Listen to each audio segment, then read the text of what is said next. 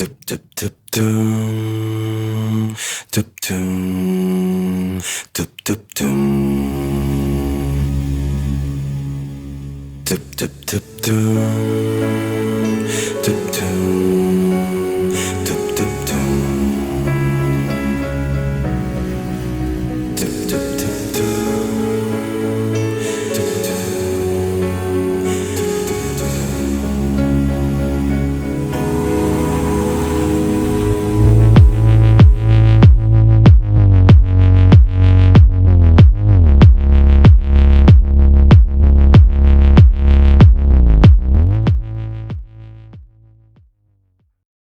Goob, one of the most addictive and complex substances known to man.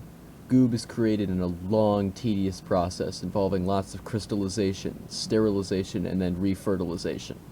The main ingredients are known as Kool-Aid piss, crystallized cum, cyanide, potassium benzoate, various powerful insecticides, hydrazine, hydrogen peroxide, octonitrocubane, industrial bleach, seminal fluid, burnt marshmallows, hydrofluoric acid, sweat, burnt plastic fumes, crude oil, black mold, heroin, and a pinch of salt.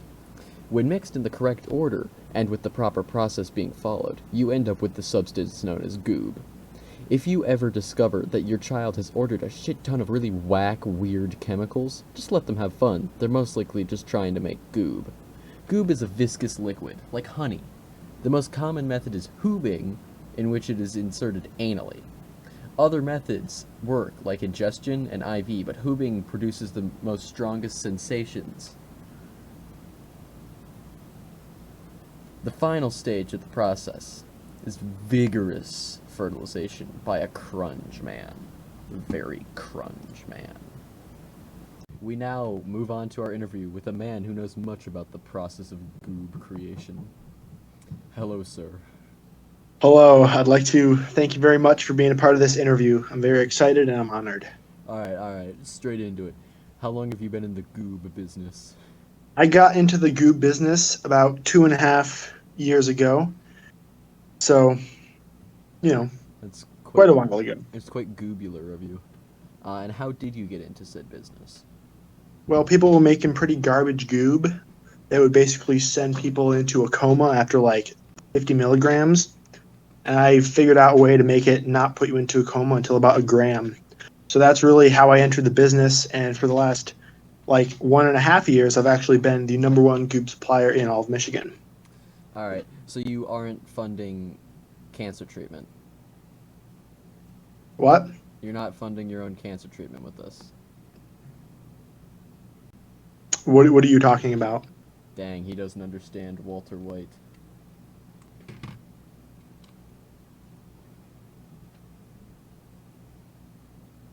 Alright, on to the next question. Okay. Can you describe the process of making Goob in, sort of simple terms? Not, we don't want to spend hours. Well, it's kind of difficult because it's not a simple process. Take a bunch of chemicals, throw it in a thing, heat it up for a while, put a few more chemicals in, do some other stuff. But yeah, that's how it is simply. And if you want a more detailed explanation, of course, there's other ways to find that.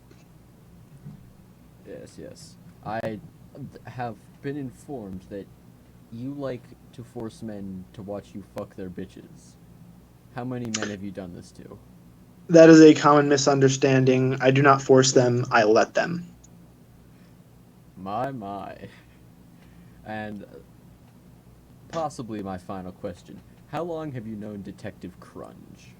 I've known Detective Crunge since the beginning of my Goob operations. He's been instrumental to the entire process, and we've been great business partners.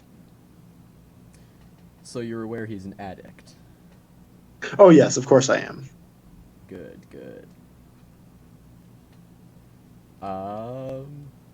Is that I believe all the that is questions? all the questions I have. All right. Thank you very much for having me on this show. Yes. I definitely will not be giving this tape to the police department. Okay. Alright. I'd like to thank all of you for coming here onto this this show that I'm making. Especially you, Detective Crunge. I've been meaning to talk to you for some time now. How long have you been on Goob? Multiple. Okay, good answer. Alright, yeah, very, very, very helpful. And, how often do you use Goob, and do you use it in the quote-unquote safe ranges of dosages, or do you, like, go whack? Not legal dosages.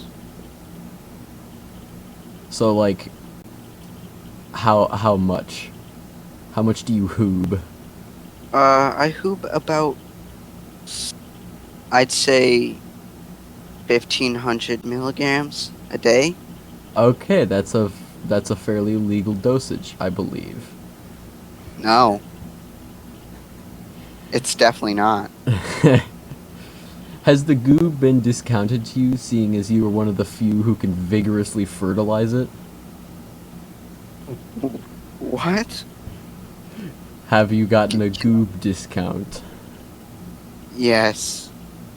Is it because you fertilized the Goob in one of the final steps of the process?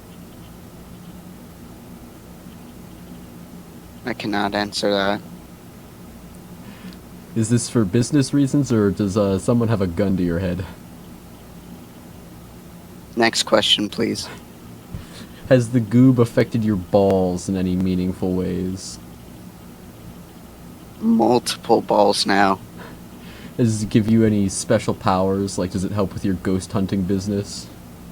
It helps so well. Because when I am on 2,000 milligrams of Goob, I can just feel everything in my balls. Every little thing? Everything. So, hypothetically, like, you're hoobed off your mind. You're goobed off your mind, sorry. Hoob is the method of consuming the Goob. Yes. Yes. So you can just sense it?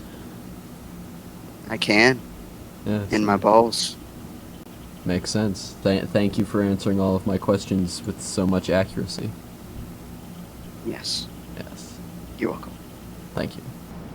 During my time doing research on this project, I have discovered the location of bootleg gooberies. Most of them are outside of the state of Michigan, where Goob was first developed by the great Dr. McDanield and his crack team of Cruzlords. They are quite graphic, these images we have found, though, so there will be quite a lot of censoring. But I will show as much as I can without getting removed from national television by Christian mothers all over the world.